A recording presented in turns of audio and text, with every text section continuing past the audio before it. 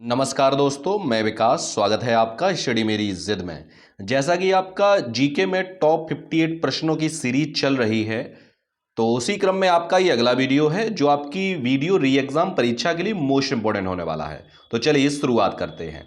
प्रश्न आपका है कि बौद्धों के विश्वास के अनुसार गौतम बुद्ध का अगला अवतार किसे माना जाता है? Option A Atreya, option B Maitreya, option C Nagarjuna या ऑप्शन डी कल्कि।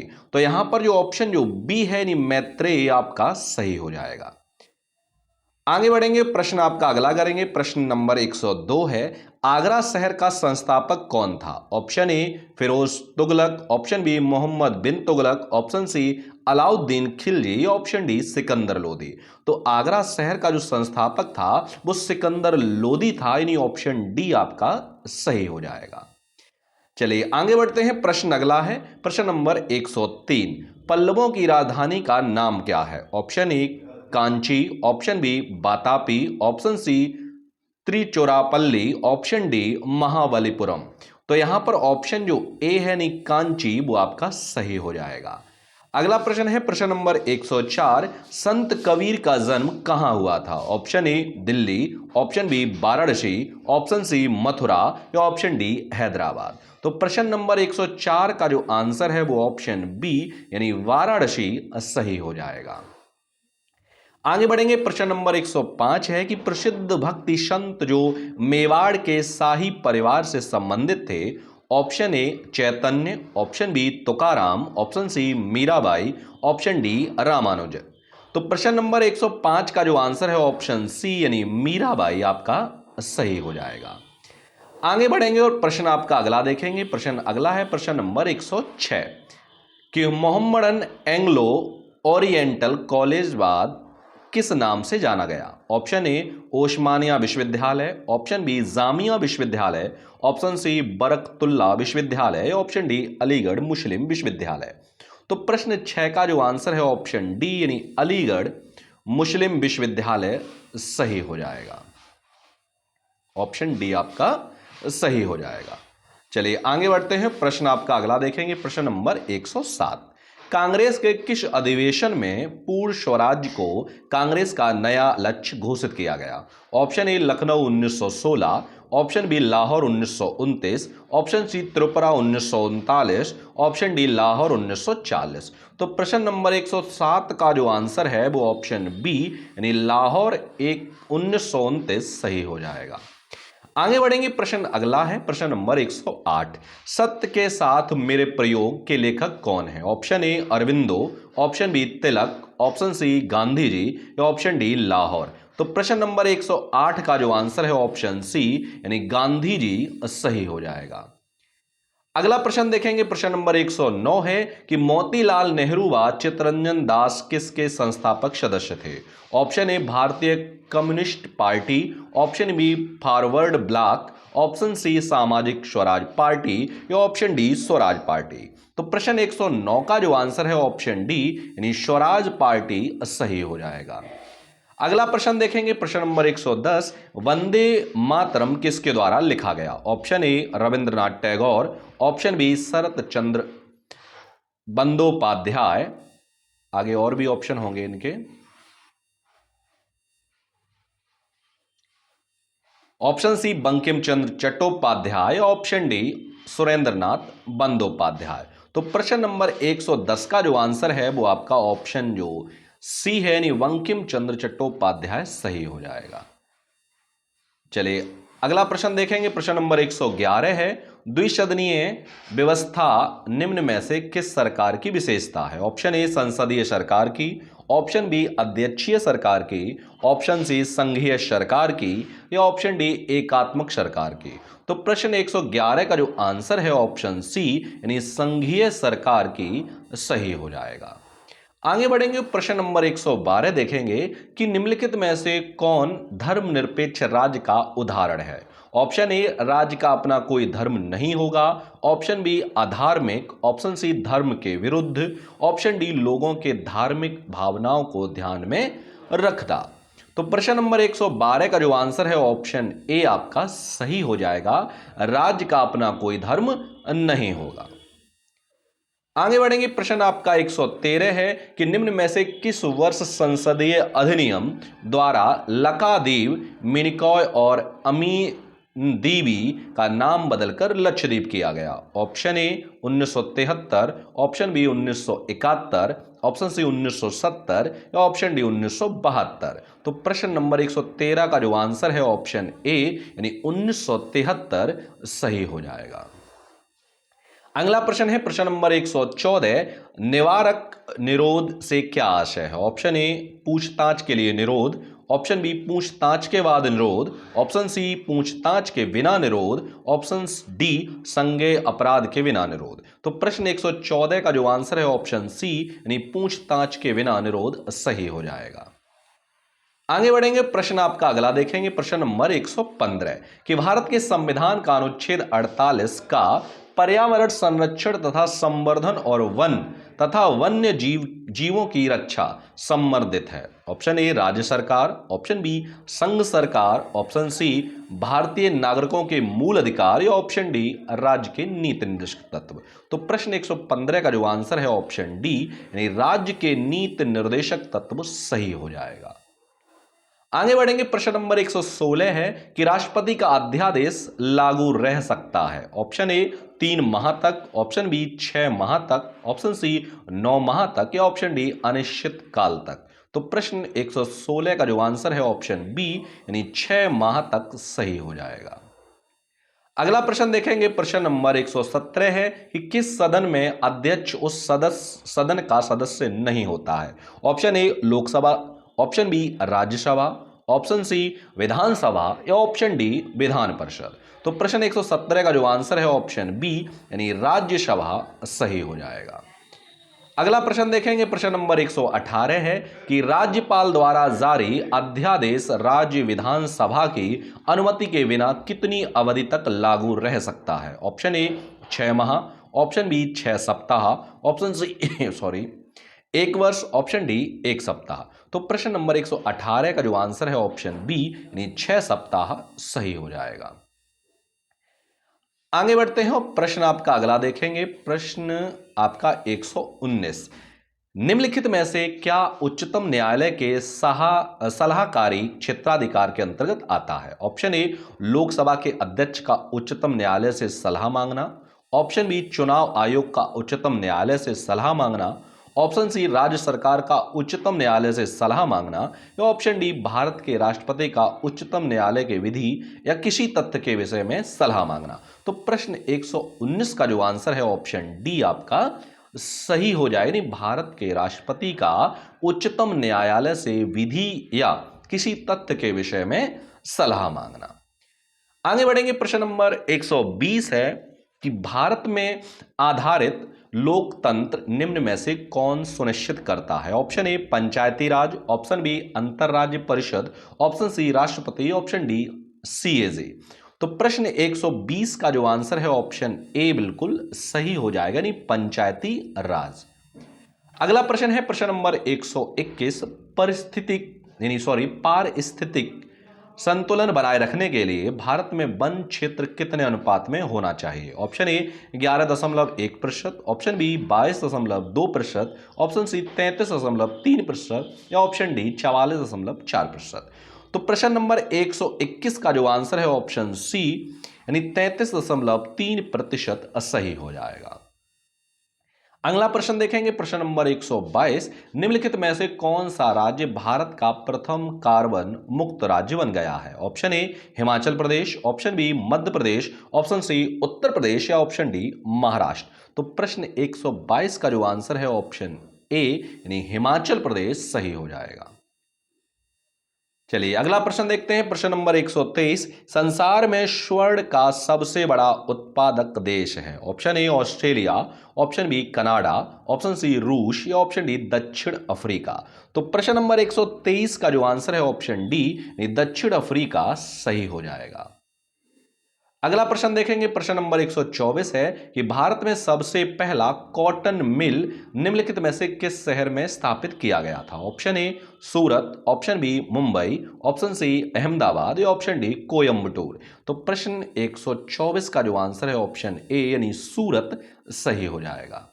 अगला प्रश्न देखेंगे, प्रश्न नंबर 125 है कि तटों से हल्की समुद्र अधिमुखी ढलान को क्या कहते हैं? ऑप्शन ए महाद्वीपीय कगार, ऑप्शन बी महाद्वीपीय पहाड़ी, ऑप्शन सी वित्तलीय मैदान, ऑप्शन डी अंतः समुद्री पर्वत श्रेणी। तो प्रश्न 125 का जो आंसर है ऑप्शन ए महाद्वीपीय कगार सही हो जाएगा।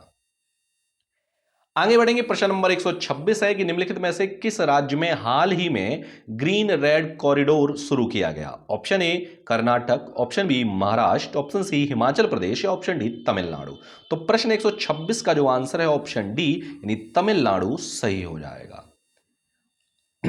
आगे बढ़ते हैं, प्रश्न आपका अगला देखेंगे। प्रश्न नंबर 127 है कि किस देश को यूरोप का कॉकपिट कहा जाता है? Option A Belgium, option B Switzerland, option C Netherlands, option D Luxembourg. तो प्रश्न नंबर 127 का जो आंसर है ऑप्शन ए बेल्जियम सही हो जाएगा। आगे बढ़ेंगे, प्रश्न नंबर 128 है कि कावेरी नदी विवाद का संबंध निम्नलिखित में से किस किस के बीच है?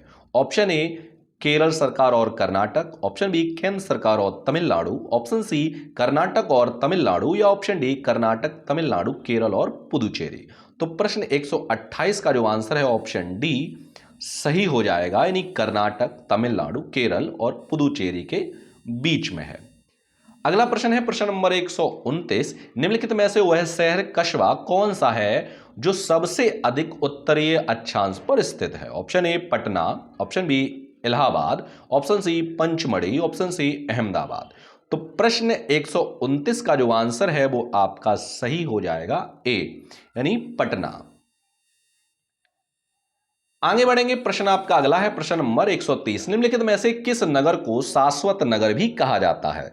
Option A London, option B Rome, option C Athens, option D Berlin. तो प्रश्न 130 का जो आंसर है ऑप्शन बी यानी रोम सही हो जाएगा। आगे बढ़ेंगे, प्रश्न अगला है प्रश्न नंबर 131, विक्रेता बाजार उस स्थिति को संबोधित करता है जहां ऑप्शन ए वस्तुएं प्रतिस्पर्धी कीमतों पर उपलब्ध होती हैं, ऑप्शन बी मांग आपूर्ति से अधिक होती है, ऑप्शन सी आपूर्ति मांग से अधिक होती है, ऑप्शन डी आपूर्ति एवं मांग समान रूप से संतुलित होती है। तो प्रश्न 132 का जो आंसर है ऑप्शन डी सही हो जाए, यानी आपूर्ति एवं मांग समान रूप से संतुलित होती है। अगला प्रश्न है प्रश्न नंबर 132 कि एक उत्पाद के बाजार का आकार खाली जगह से संबंध है। ऑप्शन ए दिए गए क्षेत्र में लोगों की संख्या से, ऑप्शन बी उत्पादकों द्वारा भौगोलिक क्षेत्र से, ऑप्शन सी उत्पाद की संभावित बिक्री की मात्रा से, ऑप्शन डी बाजार के संभावित विक्रेताओं की संख्या से। तो प्रश्न 132 का जो आंसर है ऑप्शन डी सही हो जाएगा। अगला प्रश्न देखेंगे, प्रश्न नंबर 133 है कि पूंजीवादी अर्थव्यवस्था की मुख्य विशेषता क्या है? ऑप्शन ए प्रशासित कीमतें, ऑप्शन बी सार्वजनिक स्वामित्व, ऑप्शन सी आर्थिक योजना, ऑप्शन डी निजी स्वामित्व। तो प्रश्न 133 का जो आंसर है ऑप्शन डी यानी निजी स्वामित्व सही हो जाएगा। आगे बढ़ेंगे और प्रश्न आपका 134 है कि निम्नलिखित में से कौन से किसी अर्थव्यवस्था को के बुनियादी सामाजिक ढांचे के मुख्य घटक हैं? ऑप्शन ए शिक्षा उद्योग और कृषि, ऑप्शन बी शिक्षा स्वास्थ्य और नागरिक सुविधाएं। तो प्रश्न 134 का जो आंसर है ऑप्शन बी सही हो जाएगा, शिक्षा स्वास्थ्य और नागरिक सुविधाएं। आगे बढ़ेंगे, प्रश्न आपका अगला देखेंगे प्रश्न नंबर 135, निम्नलिखित में से अर्थशास्त्र अर्थशास्त्र मानता है कि ऑप्शन ए लोगों की असीमित इच्छाएं होती हैं और उनके पूरा करने की संसाधन कम है, ऑप्शन बी लोगों की इच्छाएं सीमित हैं और संसाधन असीमित हैं, ऑप्शन सी केंद्रीय योजनाबद्ध संसाधनों का आवंटन प्रभावहीनता लाता है, ऑप्शन डी लोक भावुक होते हैं और तर्कहीन निर्णय करते हैं। तो प्रश्न 135 का जो आंसर है ऑप्शन ए बिल्कुल सही हो जाएगा आपका कि लोगों की असीमित इच्छाएं होती हैं और उनको पूरा करने के संसाधन कम है। थोड़ा अटपटा सा लिखा हुआ है। प्रश्न 136 है कि वे वस्तुएं जिनकी मात्रा का उपभोक्ता चुनाव करता है उपभोक्ता की आय बढ़ने के साथ बढ़ता है और आय घटने के साथ घटता है। ऑप्शन ए निम्न स्तर वस्तुएं, ऑप्शन बी सामान्य वस्तुएं, ऑप्शन सी पूरक वस्तुएं, ऑप्शन डी स्थानापन्न वस्तुएं। तो प्रश्न 136 का जो आंसर है ऑप्शन बी यानी सामान्य वस्तुएं सही हो जाएगा। अगला प्रश्न देखेंगे, प्रश्न नंबर 137 है कि अर्थव्यवस्था में ज्ञान, तकनीकी, कौशल और शिक्षा आदि को माना जाता है। ऑप्शन ए सामाजिक ओवरहेड पूंजी, ऑप्शन बी मानव पूंजी, ऑप्शन सी मूर्त भौतिक पूंजी, ऑप्शन डी कार्यशील पूंजी। तो प्रश्न 137 का जो आंसर है ऑप्शन बी सही हो जाएगा, यानी मानव पूंजी। आगे बढ़ेंगे, प्रश्न नंबर 138 है कि इनमें से कौन सामान्यतः भारतीय संसद में वित्त बजट प्रस्तुत करता है। Option A RBI governor, option B budget मंत्री, ऑप्शन सी वित्त मंत्री, ऑप्शन डी वित्त सचिव। तो प्रश्न 138 का जो आंसर है ऑप्शन सी यानी वित्त मंत्री सही हो जाएगा। चलिए अगला प्रश्न देखेंगे, प्रश्न नंबर 139 है कि राजस्व व्यय व राजस्व प्राप्ति में अंतर को क्या कहा जाता है। ऑप्शन ए राजस्व, ऑप्शन बी कुल व्यय, ऑप्शन सी राजस्व घाटा, ऑप्शन डी कुल राजस्व। तो प्रश्न 139 का जो आंसर है ऑप्शन सी यानी राजस्व घाटा सही हो जाएगा। आगे बढ़ेंगे, प्रश्न नंबर 140 है कि भारतीय अर्थव्यवस्था के संदर्भ में हिंदू समृद्धि दर सर्वप्रथम किसने प्रतिपादित किया। Option A K Sen, option B Kirit S Parekh, option C Raj Krishna, option D Montek Singh Ahluwalia. तो प्रश्न 140 का जो आंसर है ऑप्शन सी यानी राजकृष्णा सही हो जाएगा। अगला प्रश्न है प्रश्न नंबर 141 कि निम्न में से किससे उत्तर प्रदेश की सीमा नहीं लगती। Option A Rajasthan, option B Punjab, option C Haryana, option D उपरोक्त में से कोई नहीं। तो प्रश्न 141 का जो आंसर है ऑप्शन बी यानी पंजाब सही हो जाएगा।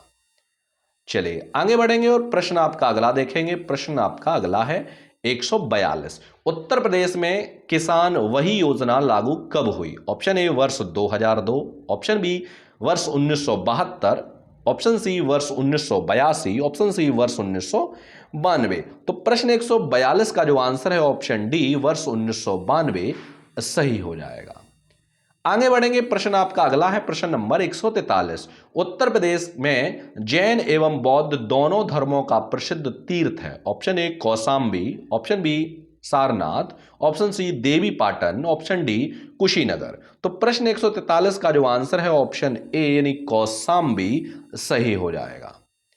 आगे बढ़ेंगे, प्रश्न आपका अगला है प्रश्न नंबर 144, जनगणना 2011 के अनुसार राज्य का लिंगानुपात कितना है। Option A 912, option B 898, option C 906, option D 896। तो प्रश्न 144 का जो आंसर है वो ऑप्शन ए यानी 912 सही हो जाएगा। आगे बढ़ेंगे, प्रश्न नंबर 145 है कि चौधरी चरण सिंह स्टेडियम उत्तर प्रदेश के किस जिले में स्थित है। ऑप्शन ए रामपुर में, ऑप्शन बी गोरखपुर में, ऑप्शन सी मेरठ में, ऑप्शन डी मुजफ्फरनगर में। तो प्रश्न 145 का जो आंसर है वो ऑप्शन डी यानी मुजफ्फरनगर सही हो जाएगा। आगे बढ़ेंगे, प्रश्न नंबर 146 है कि किस देश में फीफा अंडर 17 2017 विश्व कप आयोजित किया गया। Option A Bharat, option B Brazil, option C चीन या ऑप्शन डी रूस। तो प्रश्न 146 का जो आंसर है वो भारत सही हो जाएगा, यानी ऑप्शन ए सही हो जाएगा। अगला प्रश्न देखेंगे, प्रश्न नंबर 147 है कि नासा का अंतरिक्ष यान मार्स ऑडिसी ने 16 सालों तक मंगल ग्रह का चक्कर लगाने के बाद उसने किस चंद्रमा की तस्वीरें कैमरे में कैद की। Option A Deimos, option B Callisto, option C Phobos या ऑप्शन डी यूरोप। तो प्रश्न 147 का जो आंसर है ऑप्शन सी यानी फोबास सही हो जाएगा। चलिए अगला देखेंगे, प्रश्न नंबर अगला है प्रश्न नंबर 148, नोबेल पुरस्कार 2017 चिकित्सा के क्षेत्र में किस वैज्ञानिक को दिया जाएगा। Option A Jeffrey Hall, option B Michael Young, option C Michael Rosbash, option D उपरोक्त सभी। तो प्रश्न 148 का ऑप्शन डी यानी उपरोक्त सभी सही हो जाएगा। आगे बढ़ेंगे। प्रश्न नंबर 149 है कि साल 2017 का नोबेल पुरस्कार भौतिकी के क्षेत्र में किसे प्रदान करने की घोषणा की गई है? Option A Rainer Weiss, option B Barry Barish, option C Kip Thorne, option D उपरोक्त सभी। तो प्रश्न 149 का जो आंसर है ऑप्शन डी यानी उपरोक्त सभी सही हो जाएगा। और इस वीडियो का लास्ट प्रश्न है आपका प्रश्न नंबर 150 कि किस वैज्ञानिक को 2017 का रासायनिक का नोबेल पुरस्कार प्रदान करने की घोषणा की गई? ऑप्शन ए जेंक्स डबोसे, ऑप्शन बी जोएचिम फेंक, ऑप्शन सी रिचर्ड हेडरेशन या उपरोक्त सभी। तो प्रश्न यहां पर ऑप्शन डी यानी उपरोक्त सभी सही हो जाएगा। तो ये थे आपके 20 मोस्ट इंपोर्टेंट प्रश्न जो मैंने आपको इस वीडियो के माध्यम से करा दी। तो ये थे आपके मोस्ट इंपोर्टेंट प्रश्न जो मैंने आपको इस वीडियो के माध्यम से करा दिए हैं। मिलते हैं हम आपको अगले वीडियो में नए प्रश्नों के साथ, तब तक के लिए धन्यवाद।